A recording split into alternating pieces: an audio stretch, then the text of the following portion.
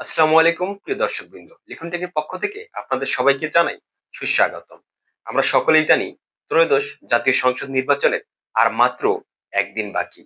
আর তাই ভোট কেন্দ্রে ভোট দিতে গিয়ে ভোটার তালিকা নাম্বার এবং ক্রমিক নাম্বার নিয়ে যেন কোনো ঝুট ঝামেলায় পড়তে না হয়, সেজন্য আপনার এবং আপনার পরিবারের সকলের ভোটার তালিকা নাম্বার, ভোটার ক্রমিক নাম্বার এবং ভোট কেন্দ্র সহ সকল তথ্য নিজেই খুব সহজে বের করে নিন।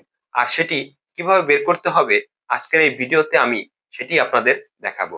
তো চলুন কথা না বাড়িয়ে সরাসরি চলে যাই স্ক্রিনে। প্রথমে আপনাকে যেতে হবে গুগল প্লে স্টোরে।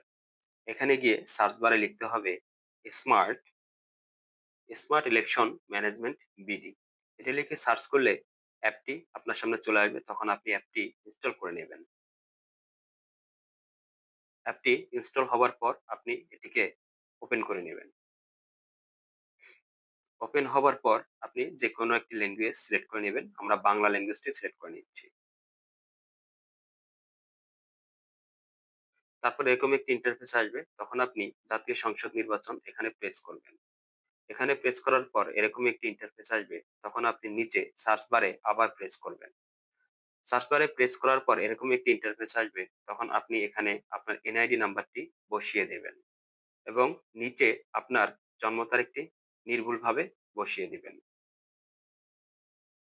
জন্ম তারিখ বসিয়ে দেবার পর নিচে সার্চ বারে আবার প্রেস করবেন।